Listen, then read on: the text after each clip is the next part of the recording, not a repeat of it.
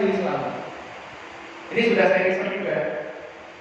Saya riset di mana? Ketika saya ngajar di UIN Jakarta, di distrik UIN. Saya ngajar itu nggak ada yang bisa jawab. Kenapa mereka memilih Islam? Ya, nggak ada yang bisa jawab. Ada yang bisa jawab, cuma satu dari 4 jawaban, maksudnya cuma satu aja. Dan itu jumlahnya tidak lebih dari 20%. Kemudian di Masjid Salman ITB.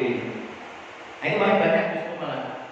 Dari satu aspek, ada 4 aspek tadi, jawab satu aspek, tapi jumlahnya lebih banyak. Kira-kira ya 30%. Kemudian di Masjid Salahuddin UGM itu agak lebih banyak dikit. Maksudnya lebih banyak dibandingkan isi UIN tadi.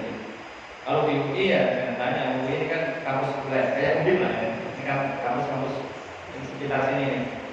Jadi kalau nggak bisa jawab itu biasa. Nah, maksud saya adalah tadi itu saya kemudian belajar karena tadinya tidak tahu argumen berislam itu tidak tahu. Al-Quran saya hafalkan ketika, walaupun saya ngerti artinya ya, saya ngerti artinya.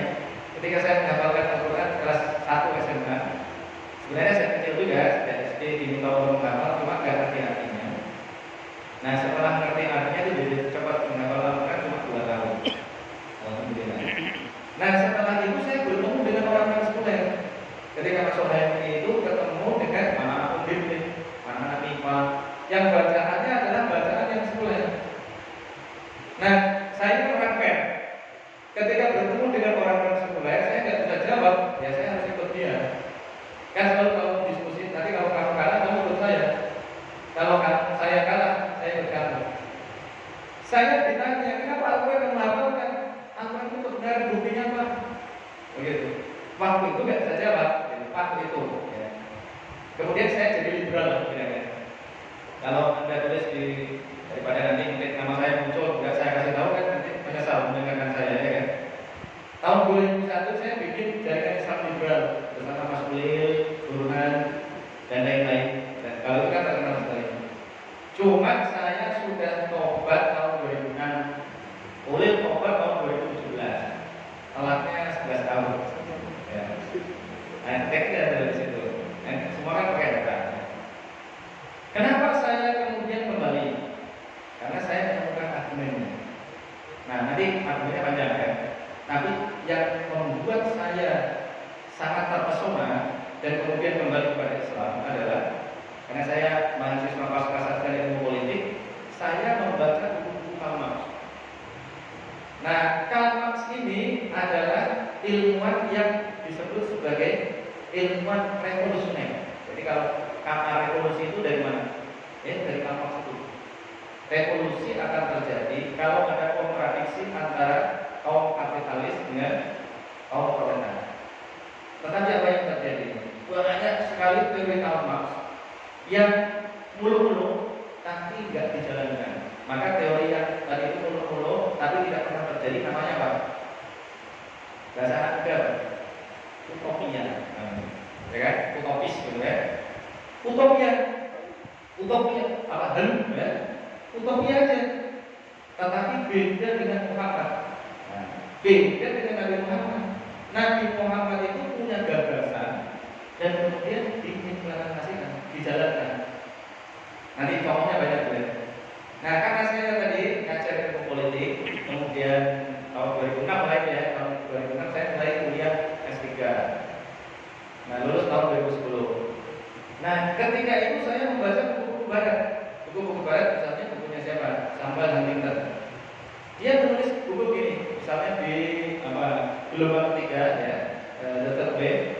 Kemudian ada lagi bukunya yang lain, Partai Politik ya, The Political Order misalnya. Dia mengatakan sebuah negara disebut sebagai demokratis apabila di dalamnya terdapat partai-partai politik yang menjadi kontestan pemilu yang diselenggarakan secara periodik dan berkala. Sama saya hafal, karena saya ingat betul kalau itu saya baca tahun 2006. Karena begitu mempengaruhi hidup saya. Jadi saya kembali bukan karena Ustaz Fathur Rahman, Ustaz Aib Al-Qarni atau Ustaz Syarif, enggak justru karena baca bukunya Samuel Huntington. Tapi saya melihat ini adalah buku yang biasa barat. Kenapa? Dia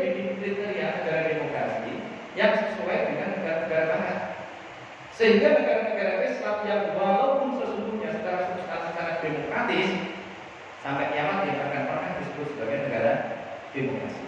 Misalnya mana? Yang saat itu, ini kita nggak perlu berdebat antara Sunni Syiah di sini ya. Nanti urusan belakang. Nah, Iran itu walaupun sangat demokratis, ada pemilunya 4 tahun sekali, menghasilkan presiden-presiden yang sangat berani, tapi sampai kiamat tidak akan pernah disebut sebagai negara demokrasi, malah disebut sebagai negara teroris. Kenapa? Karena ideologinya beda. Secara nama ada Republik Islam Iran, kemudian cara-caranya itu beda. Tidak seperti negara-negara demokrasi yang lain.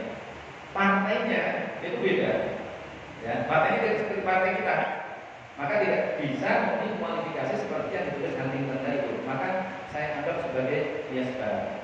Kenapa? Saya pada saat itu membaca buku-buku teori politik barat. Di antaranya adalah negara demokrasi itu tidak perlu ada partai politik.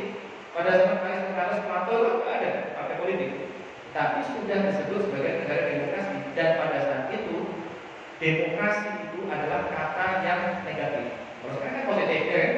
Bapak-bapak ibu-ibu pasti menganggap demokratis, kiranya positif. Padahal awal di Yunani kuno itu kata-kata demokrasi itu adalah kata-kata yang negatif. Yang positif adalah aristokrasi, malah justru pada saat itu. Kenapa? Kata Aristoteles, kata Plato, sistem demokrasi adalah sistem yang akan melahirkan politisi-politisi yang mediocre. Mediocre itu media, media itu tengah-tengah, pintar ya enggak, bodoh enggak gitu. Nah itu yang terjadi dalam sistem demokrasi. Nah makanya kita harus berjuang, tapi kita nggak bisa juga menolak secara langsung juga nggak bisa. Maka kita harus berjuang.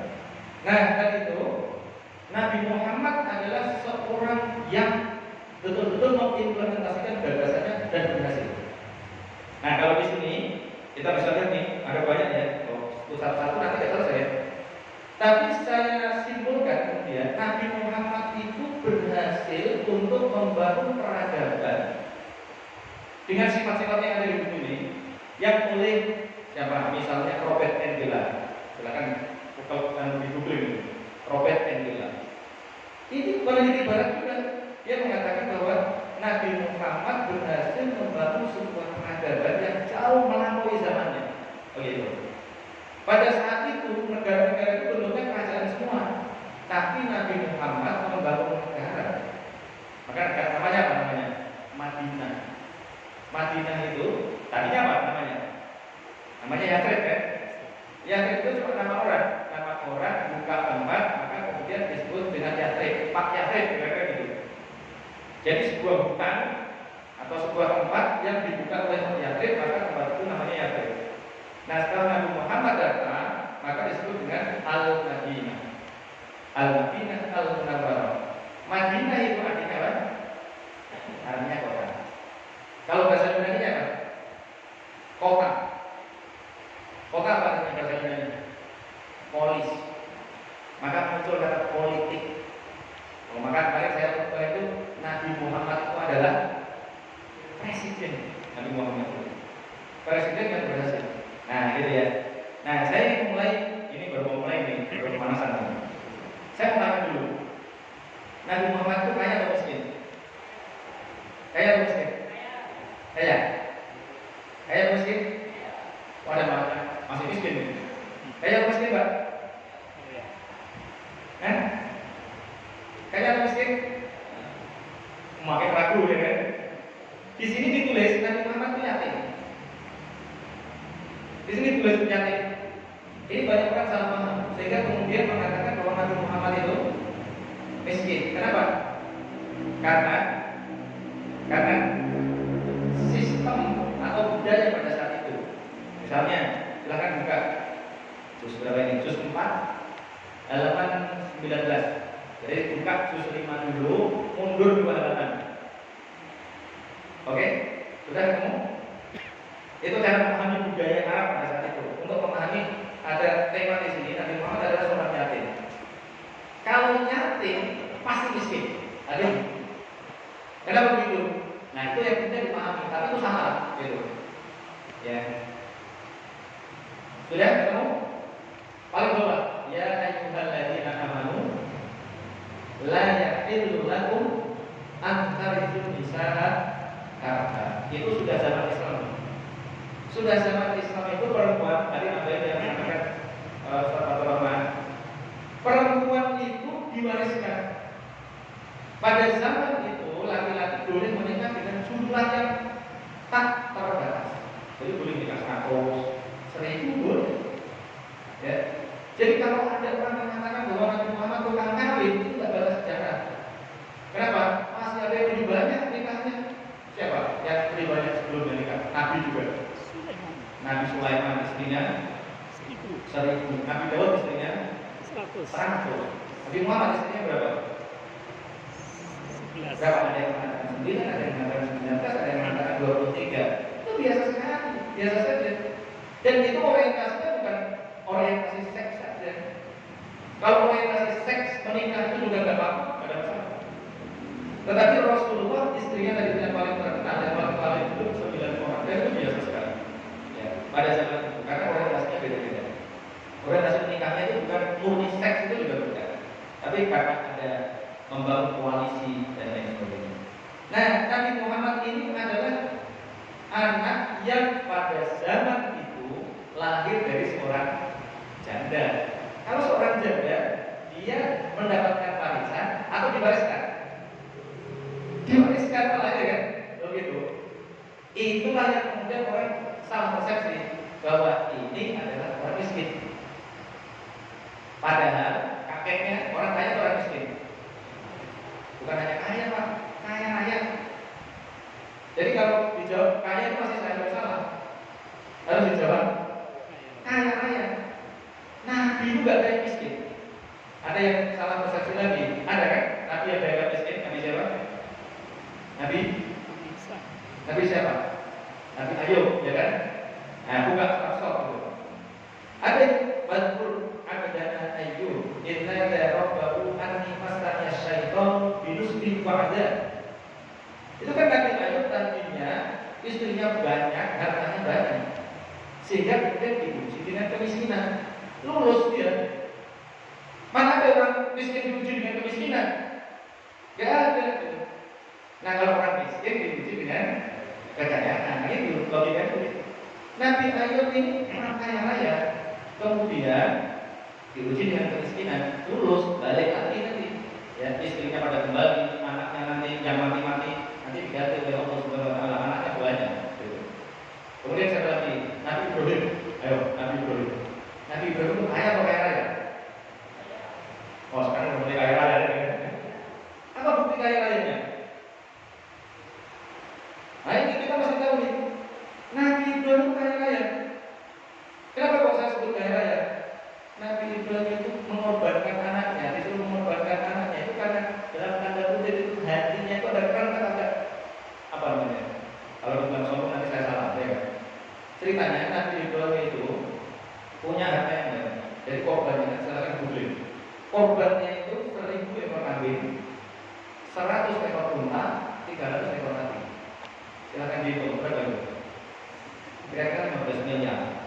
Siapa di Indonesia yang pernah korban sekali 15 miliar? Nah karena korban segitu banyaknya tadi itu, maka kemudian orang-orang Nabi Ibrahim itu luar biasa sekali. Korban segitu banyaknya. Jangan cuma segini. Kalau saya punya laki-laki, Allah nyuruh saya nyembelih, tak sembelih. Maka kita buktikan betul oleh Allah. Ini cuma gombal saya apa gitu.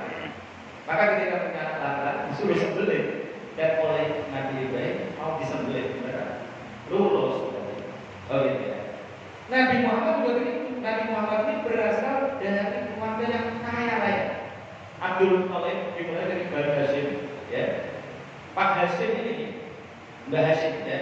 Mbah Hashim ini adalah orang yang kaya raya, mentalnya juga kaya. Karena kaya itu sebenarnya artinya kalau kita buka kamus, misalnya apa ya, Risalul Arab misalnya. Kaya itu artinya lahajat, tidak cukup. Jadi kalau ada orang kaya raya, duitnya banyak, dilaporkan ke KPK misalnya 20 miliar, kaya nggak ya? Nah itu belum terbukti kaya. Kaya itu adalah kalau uangnya itu digunakan untuk kepentingan orang lain. Nah ukuran kekayaannya adalah yang diberikan kepada orang lain. Itulah kekayaannya. Karena kekayaan itu bahasa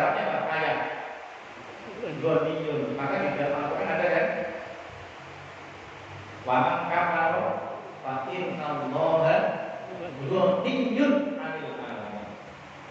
Dan barang siapa yang kafir maka Allah Maha Kaya kepada seluruh alam. Maksudnya tidak butuh atas seluruh alam. Loh gitu. Loh untuk kita sembah juga tidak butuh. Kenapa? Makanya tadi. Jadi ghaniyyun itu artinya yang tidak membutuhkan. Yang tidak dibutuhkan inilah kekayaan kita. Jadi kalau kita punya harta banyak tapi kita pakai sendiri, itu namanya kita lawannya ghaniyyun loh. Fakir. Fakir itu artinya yang butuh. Kalau saya punya duit, saya pakai sendiri biasanya fakir namanya, bukan kaya. Nah, kekayaan saya adalah yang saya berikan pada orang lain. Itu kekayaan saya. Oke ya, gitu. Nah, hasil ini silakan diklik. Nah, nanti berantem dengan suku-suku yang lain. Itu karena dia kaya dan mentalnya kaya. Apa itu yang dilakukan? Hasil itu artinya apa? Itu julukan, bukan nama orang. Nama aslinya adalah ada asli Google, nama asli Hasyim. Hasyim itu artinya yang menggerus orang. Kemudian dikasih apa namanya dalam bahasa Indonesia uang, dikasih uang. Kemudian dibagi kepada jamaah haji dan umroh. Coba bayangkan, pada zaman itu ada orang pedagang ngasih makan gratis, ngasih catering gratis kepada jamaah haji dan umroh yang jumlahnya sudah banyak dari mana-mana. Orang kaya orang miskin, kaya raya kan. Kemudian dilanjutkan oleh anaknya, oleh turunannya namanya Abdul Muthalib. Tadi Muthalib dulu, kemudian Abdul Muthalib. Abdul Muthalib itu kakeknya Nabi. Nah, dia memberikan minum. Makanya sekarang kalau ini teman-teman haji atau umroh, itu di sana ada minuman gratis kan? Itu tradisi keluarga Nabi Muhammad. Jadi kalau ini kita acara ini ada yang ngasih aqua, tapi tidak hanya sekali dua kali, setiap hari ngasih aqua. Gimana ceritanya kalau bukan orang kaya? Nah, suatu ketika sumurnya ini habis semuanya airnya. Nah, kemudian dia ingat bahwa suatu hari pada saat itu sumur Zam-Zam itu ditimbun, ya, karena ditinggal pergi oleh penduduk pada zaman itu. Ya, kemudian Abdul Muthalib ingat pada zaman itu ada sumur tua yang kemudian digali kembali karena dia mendapatkan ilham. Ini mulhimul alam. Kemudian ketemu itu sumur Zam-Zam, ketemu kembali. Nah, itu diceritakan oleh Martin Lane. Nah, kemudian baru digunakan untuk memberikan minum kepada jamaah haji dan umroh semuanya sampai hari ini tidak bisa habis. Itu dari tadi. Nah, ketika itu Nabi Muhammad lahir dari keluarga yang kaya. Tapi tadi itu dalam tradisi pada saat itu mestinya ibunya ini jadi warisan. Tapi kemudian Nabi Muhammad ini diasuh oleh kakeknya yang kaya raya. Abdul Muthalib itu pada saat siapa? Yang menyerang Ka'bah siapa? Abraham menyerang Ka'bah itu punya kota yang ditawan oleh Abraham. Silakan cek jumlah kotanya yang ditawan berapa? Ada yang tahu? Jumlah kotanya yang ditawan oleh Abraham itu ada 200 ekor kota. Padahal pada zaman itu yang namanya kota itu adalah kendaraan. Kalau sekarang ya kayak mobil saya itu expander. Yang lima Avanza. Kalau Avanza harganya berapa sekarang? 200 juta ya, 240 lah ya, 260 pakai 200, kan itu harganya dulu. Cuma ada kok, gitu. Belum yang lain-lain. Nah itu dia. Berarti kayak raya ya kan. Kemudian dia tumbuh, kemudian menikah dengan Khadijah. Khadijah itu siapa? Harta kekayaannya berapa? Harta kekayaannya 2/3 kekayaan Mekah. Oh, itu 9 handal kalah yang di Jakarta itu. Karena harta kekayaannya 2/3 kekayaan Mekah. Nah, jadi memahami yatim di sini harus benar. Jangan sampai melihat rumah yatim, wah, sudah menghibur anaknya Nabi Muhammad juga yatim, ya kan? Cuma dihibur gitu aja. Tapi ingat, Nabi Muhammad yatim dan sejak kecil itu diberdayakan. Nabi Muhammad itu belajar dan bisa-bisa. Ketika jadi yatim itu, sampai tadi begini, kalau nanti baca sejarah lagi itu, Ketika yatim itu, kan ada seorang namanya Rasulullah namanya Halimah As-Sa'diyah. Kenapa disebut As-Sa'diyah? Karena berasal dari Bani Islam. Dan itu tadinya sudah nggak mau, karena tadi dianggap anak miskin, karena yatim tadi itu. Yang lain-lain itu karena puluhan datang ke Mekah. Jadi ini namanya ibu rental. Ini ibu rental ini. Jangan dikira mereka ini mau musuhi anak-anak di Mekah itu mau ikhlas karena Allah, enggak. Ini ibu rental. Yang tujuannya adalah mendapatkan uang, karena yang biasanya menyusukan itu orang kaya. Kemudian mereka ingin dapat uang secara langsung atau mendapatkan jaminan. Kita lah, kalau jadi aktivis mau ke Jakarta dengan tokoh-tokoh mendapatkan jaringan. Nah ini ketemu dengan keluarga yatim, tadinya nggak mau. Yang lain sudah dapat, yang kaya-kaya yang lain sudah pada pulang.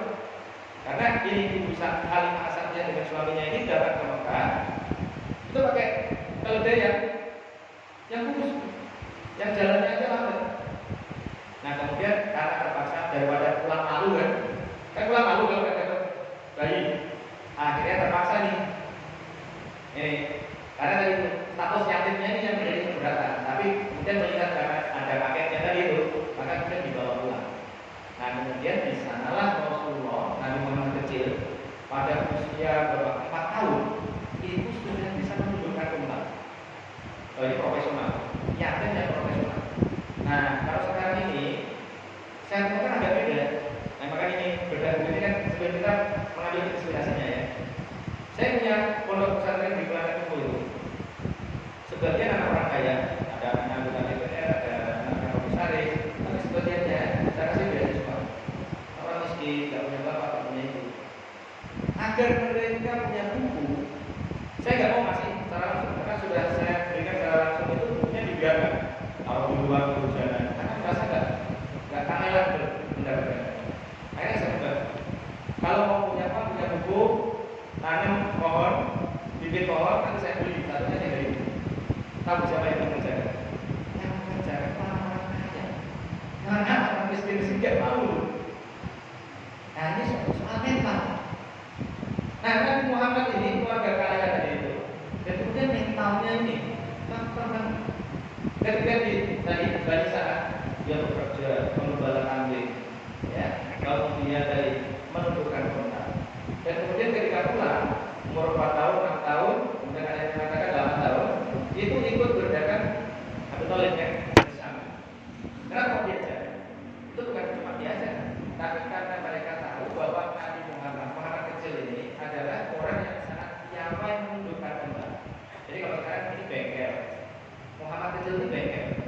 Mekanik kan kalau bengkel kayaknya kok nggak keren ya kan? Mekanik nih, mekaniknya otak. Nah ini yatimnya beda nih. Nah jadi melihatnya harus dengan perspektif yang utuh ya.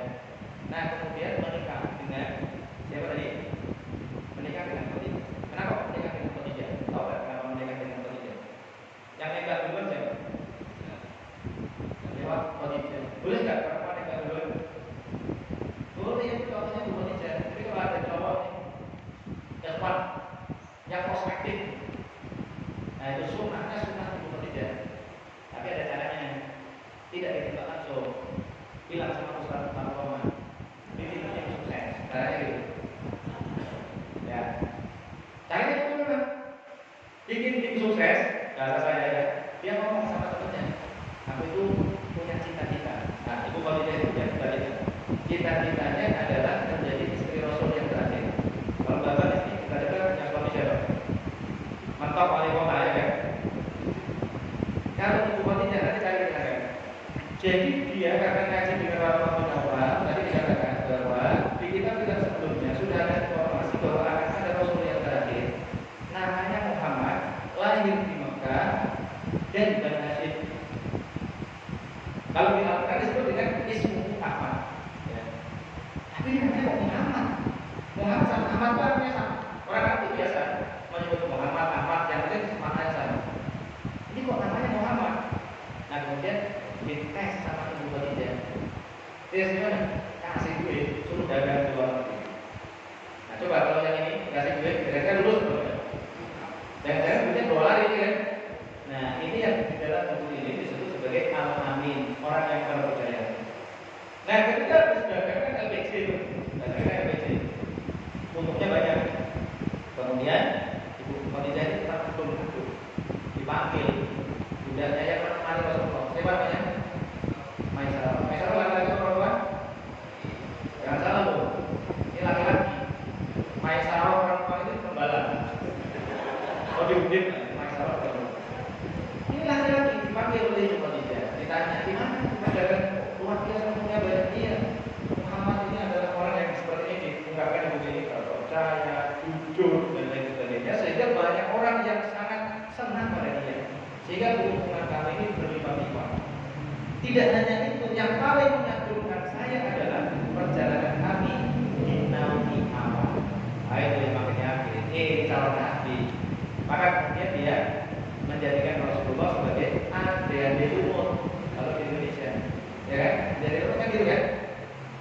Diudah-udahi ya istilahnya ya.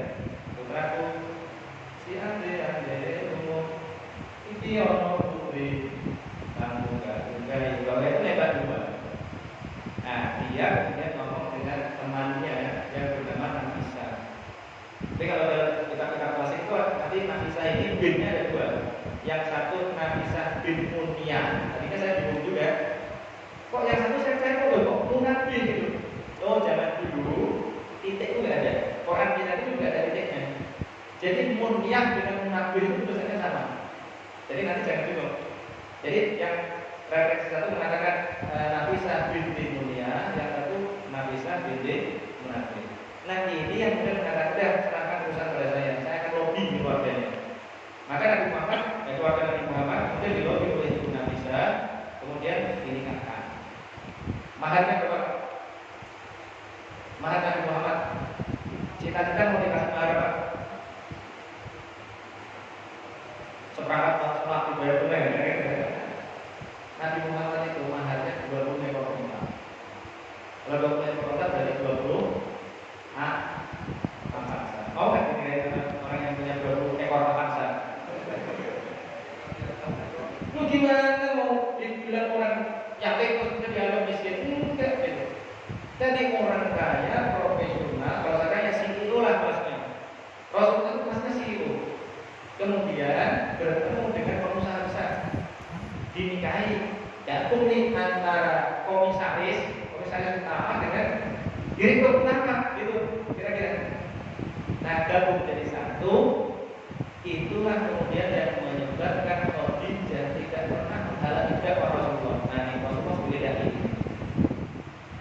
Maka saya ingin mengatakan begini, kalau mau jadi dai harus punya dua perasaan. Satu, kemapanan intelektual, dan yang kedua kemapanan finansial. Jangan pernah jadi dai kalau tidak punya dua kemapanan itu. Ya nggak apa-apa. Yang ini satu jalan ya. Tapi ini yang ideal. Dai itu harus punya kemapanan intelektual dan finansial. Nah ini yang saya katakan di pondok saya. Jadi anak-anak itu harus melihara kambing, melihara ayam dan lain-lain. Dan salah satu doktrinnya adalah ma'ba'atullah nabiyyan illa rahmatan. Tidaklah Allah mengutus seorang rasul kecuali dia menggembala kambing. Maka saya punya kambing banyak, karena ada kambing 200. Digembala oleh anak-anak itu. Kenapa? Rasulullah menggembala kambing, jadi pengusaha. Nah, karena tadi cita-citanya adalah seorang rasul, menikah dengan seorang rasul, dan ini dibuktikan dengan apa? Dengan Rasulullah ketika itu bertahanus. Nah di sini ditulis sedikit tentang Rasulullah bertahanus di Gua Hira itu nggak takut, dia harus kayak pemberani. Nah gitu, bertahanus sendirian, menghadapi lawan-lawan politik sendirian, pemberani. Gitu. Ya. Apa yang dilakukan oleh Ibu Khadijah? Ibu Khadijah menghalangi Rasulullah bertahanus di Gua Hira atau mendukung? Ini coba ini, bapak ibu-ibu ini, kalau ada suami mengatakan aku mau tahanus itu 2 tahun, gimana kira-kira? Pasti akan bilang, kamu udah stres, gimana kan gitu. Tapi itu wanita enggak, malah didukung. Kenapa? Dia sudah tahu bahwa aktivitas tahanus itu adalah aktivitas para hanif, orang-orang yang hanif. Nah ini di buku ini disebut sebagai wahid di sini. Ya. Nabi Muhammad melihat ada orang-orang yang musyrik itu, tapi dia tidak itu musyrik. Maka di sini disebut sebagai wahid. Oke. Ya. Ketika di atas, ibu Khadijah justru menyiapkan apa? Menyiapkan makanannya, minumannya, pulang gak dimarahi gitu ya. Coba orang kaya yang tapinya itu jadi CEO, kemudian menjelang umur 40 tahun, kayak saya ini, 42 tahun saya sudah sebelum 40 tahun, kemudian pergi ke Borneo, ya, 3 hari gak pulang ambil makanan. Kalau bapak-bapaknya gitu, kira-kira dimarahin sama istrinya apa enggak? Dimarahin pasti. Tapi ibu Khadijah enggak, suaminya pergi ke Gua Hira. Gua Hira itu kalau kita naik itu 3 jam ya, jalan kaki. Ya udah pernah. Turun ya 2 jam karena turun ya lama. Nah, ini enggak dimarahin, malah didukung. Bawahnya itu dikasih sapam. Namanya orang kaya ya, punya sapam. Dikasih sapam agar suaminya di atas aman. Nah, jadi ibu Khadijah sudah tahu belum kalau suaminya mau jadi rasul? Sudah. Ya kan? Sudah tahu. Jadi orang yang beriman pertama kali, kalau kita ditanya siapa orang yang beriman pertama kali? Kalau tidak ada kategori laki-laki, perempuan, muda, atau anak, yang pertama kali beriman adalah ibu Khadijah. Jadi ketika sebelum umur 25 tahun, ibu Khadijah sudah tahu bahwa ada calon rasul yang terakhir. Maka ketika sedang bertahan di Gua Hira, kemudian datang malaikat Jibril mengatakan Iqra. Ingat Iqra di sini bukan malaikat Jibril bawa Quran, bawa apa? Bawa HP, enggak. Maka Quran itu awalnya bukan tradisi tulisan, tapi hafalan. Sampai era Abu Bakar. Rasulullah sudah meninggal tuh, baru ditulis satu mushaf. Kemudian pada era Utsman bin Affan, kalau tidak salah tambah 5 mushaf. Jadi pada era Utsman bin Affan itu mushafnya baru ada 6. Nah, kemudian berikutnya, sampai sini dulu. Ketika bertahan di Gua Hira, bertemu dengan malaikat Jibril, dikasih Iqra bismillahirrahmanirrahim alladzi khalaqal insana min 'alaq Iqra wa rabbukal akram alladzi 'allama bil qalam 'allamal insana ma lam ya'lam. Kemudian hari pulang, ketakutan. Pikirannya adalah siapa? Pikirannya siapa? Oh, tiba-tiba. Kira-kira begitu. Pikiran Rasulullah kalau saya baca hadisnya itu. Kok aku tiba-tiba bisa mengucapkan kalimat yang indah? Quran itu adalah bacaan yang indah. Kemarin saya sudah sedikit ya, kalau salah ya. Kalau Quran, ini Quran itu kan disebut dari bahasa Arab. Dari bahasa Arab ke bahasa Indonesia, Quran itu artinya adalah bacaan. Karena Quran itu yang membaca, Quran artinya bacaan. Tapi sudah ada konotasinya. Yang disebut dengan Quran adalah bacaan yang rimanya bagus, puitis sekali. Seperti itu, Iqra bismillahirrahmanirrahim alladzi khalaqal insana min 'alaq. Iqra wa rabbukal akram alladzi 'allama bil qalam 'allamal insana ma lam ya'lam. Mim. Lagi. Puisi. Quran itu yang puisi itu. Jadi Quran itu sebenarnya bukan Quran, begitu. Karena tidak tulis. Kalau Al-Quran itu tulis semua.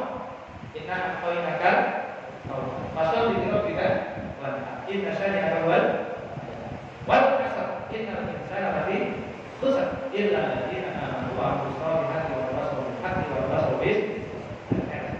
Kayak caranya yang paling pas itu tadi dengan wal asri innal insana lafi khusr illa alladziina aamanu wa 'amilus shalihati wa tawassaw bil haqqi wa tawassaw bis sabr. Iya betul, tapi tidak pas, tidak sesuai dengan konteks Al-Quran diturunkan.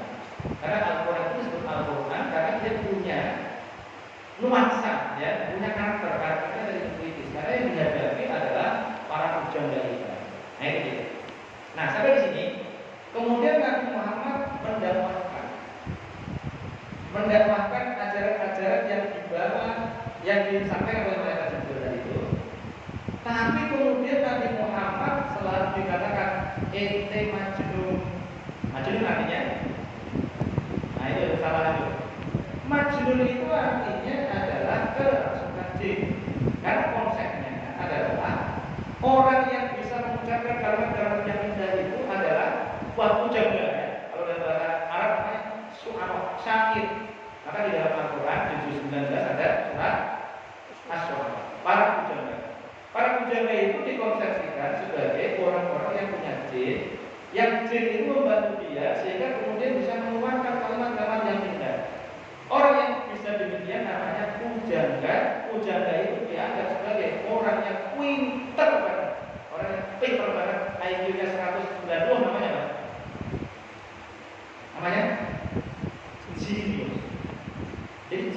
berasal dari bahasa Arab, jin.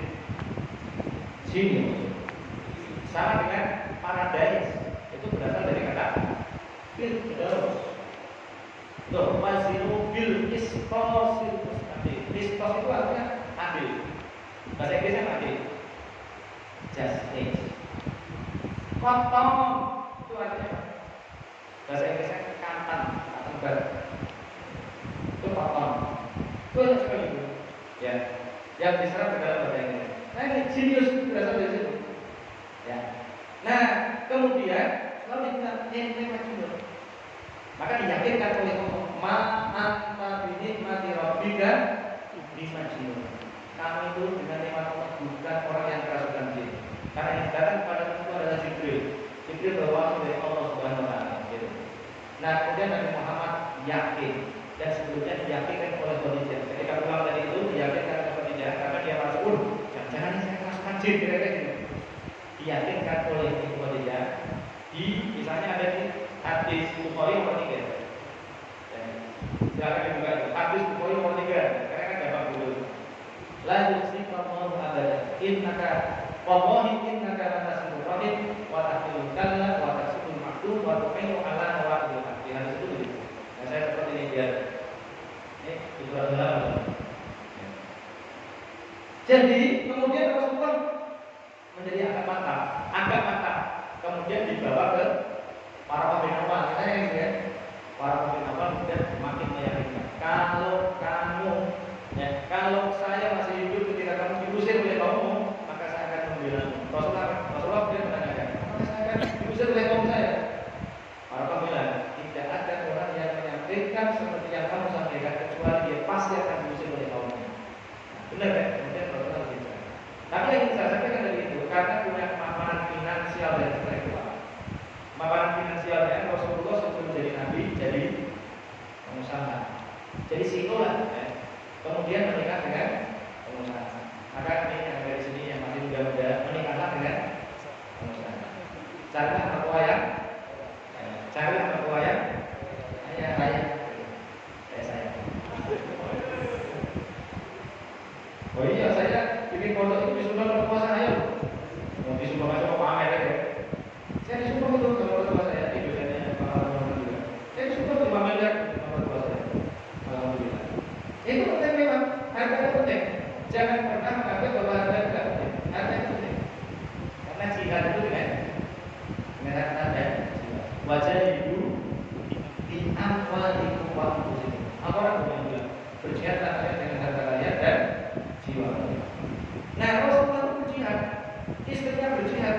Orang yang tadinya memiliki kekayaan bertiga kekayaan maka kemudian mati dalam keadaan gimana? Bajunya tambah. Silakan dicek. Tambahan baju Khadijah meninggal. Ada berapa? Coba. Ada berapa, Pak? Tambahannya ada berapa? Jumlah tambahan baju Ibu Khadijah. Berapa ketemu? Cepat. Ada berapa? Ada kotanya enggak? Ada. Berapa? Hah? 83 baju sama bajunya Mbak ini. Kalau orang yang tadinya harga kekayaan 2/3 kekayaan mau meninggal dalam keadaan bajunya ada tambahannya 83, ini gimana ceritanya? Itu karena apa? Karena seluruh hartanya digunakan untuk dakwah. Nah itu dia jadi miskin ini. Dia dibilang sebagai miskin, tapi bukan miskin asli, bukan. Aslinya kaya raya dan kemudian harta kekayaannya digunakan untuk dakwah. Ini makanya disebut sebagai dai. Itu dai itu menggunakan dari itu ilmunya, harta kekayaannya untuk mengajak orang masuk Islam. Kenapa begitu? Coba. Tadi dai itu bukan orang dai itu bukan. Memang harus punya duit banyak juga. Tahu nggak? Harga Bilal bin Rabah itu berapa? Ketika dibebaskan oleh siapa? Bilal bin Rabah Abu Bakar. Harganya berapa? Kalau dikuruskan dengan uang sekarang berapa? Ayo cari. Nah, ini kayak duit. Bahkan itu dibayar kalau misalnya 2 atau 3 kali lipat. Bukan Abu Bakar bilang, kalau nanti kamu jual 10 kali lipat, saya beli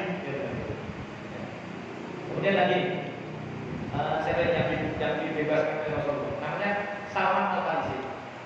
Salman Al-Farisi itu tadinya nggak pernah ikut perang. Nah ini menandakan juga bahwa Nabi Muhammad memberani. Karena dia perangnya biasa aja, ya, nggak takut-takut. Yang punya usul bikin Khandaq atau tarik itu adalah Salman Al-Farisi. Sebelumnya dia nggak pernah ikut perang karena statusnya budak.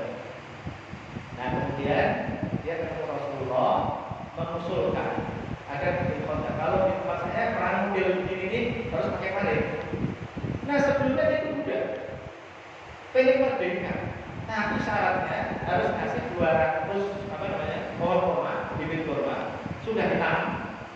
Kemudian emas seberat atau berapa ini? Nah, coba ketik dulu. Seberat, pokoknya seberat ini telur emas. Sudah pernah saya hitung nilainya kira-kira 4,5 miliar.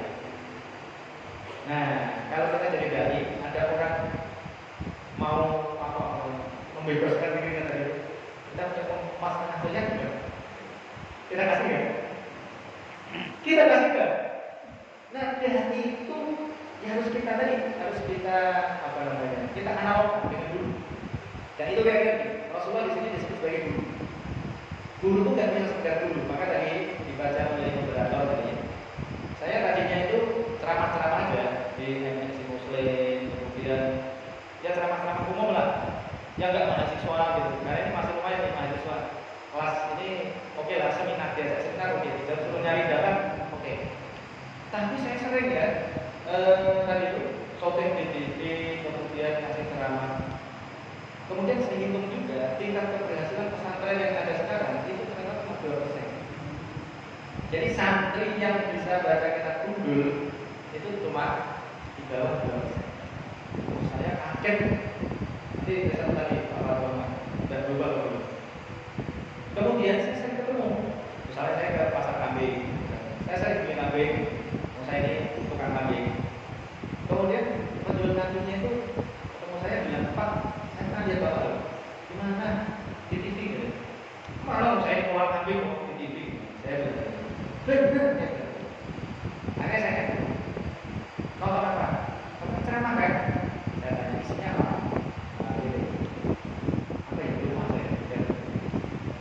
Kemudian lagi saya lagi cuci mobil dengan lihat, enggak hanya sekali 2 kali.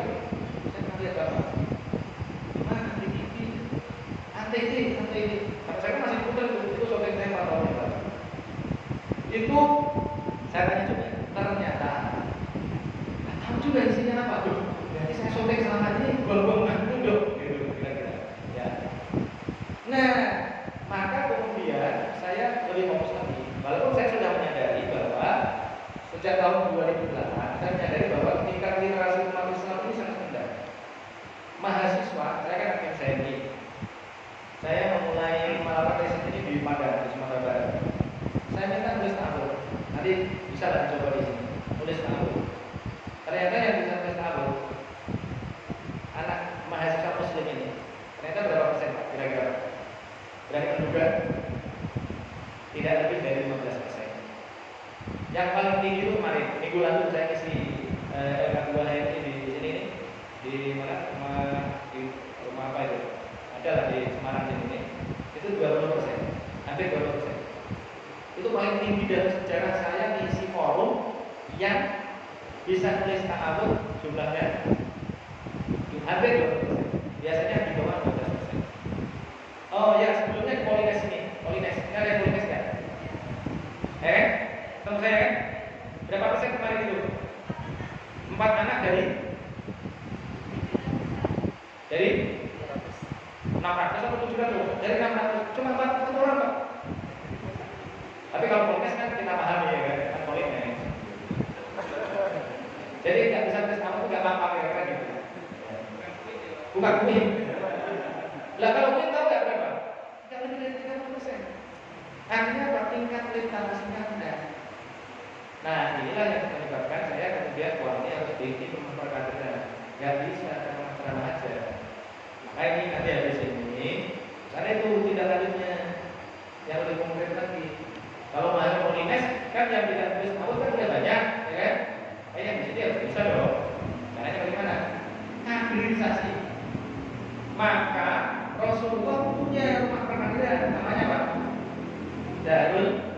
Arqam. Itu memperhatikan dia. Yang dikatakan oleh Rasulullah, yang sekarang dipakai oleh Muhammadiyah. Darul Arqam 1, Darul Arqam 2 gitu kan. Yang emang apa itu? Yang emang kalau salah. Ada Darul Arqam. Itu kenapa? Kaderisasi Rasulullah dia di Darul Arqam, rumahnya Pak Arqam tadi. Nah, ini yang harus kita ambil. Jadi kalau kisah begini, maka tadi itu jadi guru itu harus ngerti. Kalau guru sekarang ini saya mati ya, yang tidak ini kritik, otokritik. Mohon maaf kalau ada yang tersinggung. Ini tidak pernah evaluasi, sehingga yang santri jadi santri ilayah miliknya mah. Itu masalah. Nah, kenapa begitu? Karena belajar Islamnya, belajar Al-Qur'annya tidak sesuai dengan tangga, tidak ada urutannya. Ini ibaratnya begini Pak. Saya pernah jadi komisaris dan komisaris utama. Saya kan lulusan YN, S1 YN, fisika saya nggak lulus, S2 ilmu politik, S3 ilmu politik. Tiba-tiba saya ditelepon jadi komisaris PT Yogyakarta, BUMN. Padahal Yogyakarta itu perusahaan bidang konstruksi. Oh, mana ceritanya itu? Pokoknya ada lah ceritanya. Saya ditelepon. Akhirnya ya, masa nggak diterima ya? Terima aja. Kalau ada direktur utama, direktur itu ngomong tentang ini, keuangannya sekiannya berapa tahunnya? Gitu. Kenapa kok begitu? Ya saya tidak ngerti. Ya, pokoknya pada saat dijelaskan itu saya jadi kalau baloknya sekian itu kekuatannya sekian. Tapi kalau saya disuruh menjelaskan uang, kira-kira bisa nggak Pak? Enggak bisa pasti. Kalau mau bisa harus kuliah di politeknik atau fakultas teknik sipil. Ya jadi mulai dari nol, mulai dari matematikanya, dari integralnya, dari bagaimana ngitung apa namanya parabola, ya kan? Nah itu. Nah kalau tidak menguasai itu tidak bisa. Seperti itulah belajar agama. Nah selama ini yang terjadi adalah ceramah-ceramah aja. Makanya disebut lagi ceramah ini harus menghasilkan motivasi. Motivasi oh ternyata Islam itu begitu ya. Kemudian wah ini harus kita pelajari. Ambisinya harus meningkat. Gitu. Setelah dari sini ambisinya harus meningkat. Kemudian belajar mulai dari apa? Kosakatanya. Nah, gitu. Kira-kira. Itu Darul Arqam itu gitu kira-kira. Jadi membangun orang itu dari perspektif paling dasarnya. Kenapa Pak? Kenapa begitu? Ini saya kasih contoh. Banyak sekali perspektif yang kita terima yang kelihatannya benar tapi ternyata salah. Misalnya dari itu, Rasulullah itu kaya miskin tadi? Kaya. Berarti Al-Quran itu memerintahkan miskin atau memerintahkan kaya? Memerintahkan kaya. Tapi ada ayat yang dipahami secara keliru, yang sebenarnya memerintahkan kaya, tapi kemudian dipahami bahwa gini aja nggak apa-apa. Sering mendengar wa tazawwadu fa inna khairaz zadi taqwa. Surat Al-Baqarah. Ya, artinya apa? Wa tazawwadu dan berbekallah kalian. Karena sesungguhnya sebaik-baik bekal adalah takwa. Jadi sebaik-baik bekal apa? Sebaik-baik bekal apa? Sebaik-baik bekal adalah takwa. Saya kemudian memahami itu begitu.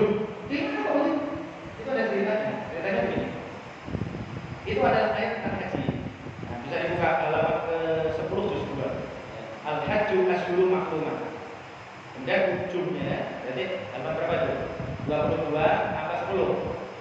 32. Halaman 32 orangnya. Semoga enggak salah. 32 atau 31 ya? 32. Ada beda satu soalnya. Cetakan mana masih itu selisih satu halaman. Udah. Ayatnya Al-Hajju Asyhurun Ma'lumat. Surat Al-Baqarah ayat berapa? Pak Rahmat.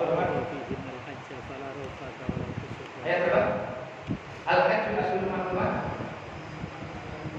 190. Ya, 190. Berapa? 197. Al-Baqarah 197. Nah, itu ayat tentang haji. Dulu ceritanya orang Yaman itu mau haji. Mereka berpikir, loh kami ini kan tamu Allah. Masa ada diurus oleh Allah gitu loh. Seperti kalau pemain sepak bola, penonton bola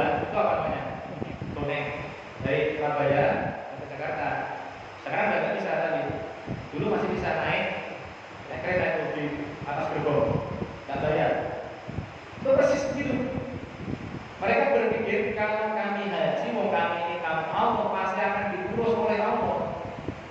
Gitu. Ternyata di jalan leleran mereka, kelaparan, kehausan, panas banget tuh Mekah. Kemudian membuat orang itu kasihan sama mereka. Terus kemudian mereka minta-minta. Karena mereka minta-minta maka dikritik oleh Al-Quran. Kalian kalau mau haji itu berbekal dong. Jangan mau haji boleh. Begitu kira-kira ayatnya itu. Berarti ini kok ayat itu miskin. Karena sebaik-baik bekal adalah ketakwaan. Kalau kamu berbekal, punya bekal, maka kamu akan jadi orang takwa. Maka takwa tadi yang dibilang Bapak ulama itu juga takwa itu kita harus kaya. Kenapa? Karena minta sumbangan. Minta sumbangan itu tidak baik. Coba Bapak kalau ada orang mau bikin pesantren, udah ada orang sumbangannya, kira-kira gimana? Apresiatif, ini gimana sih minta-minta gitu? Suka yang mana? Bikin pesantren sendiri atau minta-minta? Nah, minta-minta juga boleh. Bahkan di dalam Al-Quran, lil fuqara'il ladzina usiru fi sabilillahi la yastati'una darban fil ardi yahsabuhumul jahilu aghniya'an min at-ta'affuf. Jadi sahabat-sahabat Nabi itu dipuji oleh Allah karena mereka menjaga diri dari meminta-minta. Saking menjaga dirinya, orang yang nggak tahu itu dianggap orang itu kaya. Misalnya ini kan haji itu artinya tujuan. Misalnya saya bikin pesantren. Saya bikin pesantren itu saya disumbang oleh mertua saya tadi itu. Tapi sebelum disumbang itu saya kan punya gaji untuk jadi komisaris itu. Saya mau taruh rumah itu. Tujuan saya bikin pesantren. Saya punya modal dulu. Bukan yang penting bikin pesantren, enggak begitu. Ada modalnya dulu. Nah kemudian dengan jalan ibu saya nanti, Mas itu kok kayaknya bagus ya. Aku nyumbang ya. Saya bilang sama ibu saya, Bu saya mau disumbang. Tapi ibu gak boleh ngatur saya, dengan bahasa saya. Kenapa? Kalau bikin pesantren, kalau dia aku bisa belajar. Ya. Kenapa? Dia nggak ngerti bagaimana dinamika di pesantren. Banyak Pak yang nyumbang tapi ngatur-ngatur udah. Maka tadi itu bekalnya harus cukup. Istilah yang saya gunakan, nah ini adik-adik ya. Ini harus punya apa? Harus mempersiapkan diri, jangan sampai telat kayak saya. Saya ini termasuk yang telat. Saya pikir dulu dengan jadi dokter itu udah luar biasa. Ternyata enggak. Ya, nah ini makanya ini yang kedua ya. Siapkan usaha yang bagus, seperti Rasulullah tadi menyiapkan usaha, kemudian jadi pendakwah dengan disiplin ilmunya masing-masing. Nah itu ya. Tujuan tadi itu pesantren itu al-hajj, hajjun itu artinya adalah tujuan. Nah, menuju rumah Allah. Hajjul baiti. Nah gitu. Ya. Itu karena apa? Karena Rasulullah punya kemapanan finansial dan intelektual. Nah, tadi itu, maka tadi perlu guru-guru yang mengerti bagaimana cara mengajar dan kemudian materi yang disampaikan harus benar. Nah gitu ya. Oh, selesai ya? Oh, udah selesai. Nah kira-kira begitu ya. Nah ini masih banyak yang belum tersampaikan. Nanti bisa kita lanjutkan lagi. Tapi prinsipnya adalah Rasulullah ini adalah seperti yang saya katakan di awal itu, tidak seperti pemikir-pemikir yang lain. Dia kan seorang motivator. Yang di sini nggak ada itu motivator. Yang itu motivator. Bertahan di dua nilai itu motivator berarti. Nah yang di sini belum ada. Belum ada yang ini. Dia mikir terus. Setelah itu mikir terus. Maka dia mengatakan gimana Rasulullah? Jika lihat umatnya, ummati, ya kan?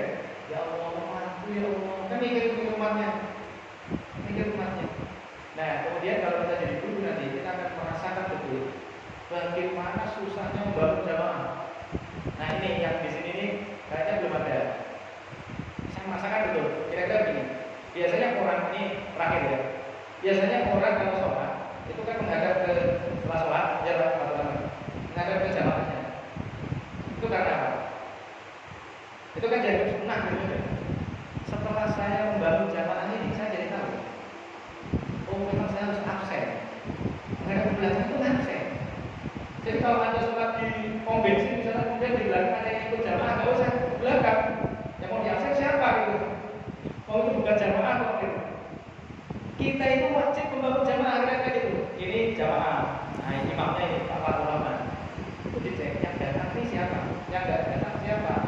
yang telat siapa? Yang telat itu ada indikator dia munafik, kira-kira gitu. Jadi ketahuan, oh ini yang datangnya telat, ini yang waktu, ini yang luar biasa komitmennya, jadi ketahuan semuanya.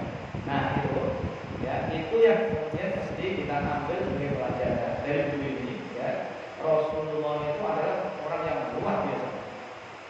Yang kalau kita mau memahami dengan baik, harus kita ikuti. Ya, apapun yang dilakukan oleh Rasulullah kita ikuti. Ya. Nah dengan begitu kita bisa merasakan. Kalau tidak begitu, nggak bisa merasakan. Ada banyak hal yang kita bisa salah paham apa yang dilakukan oleh Rasulullah. Saya kira itu ya yang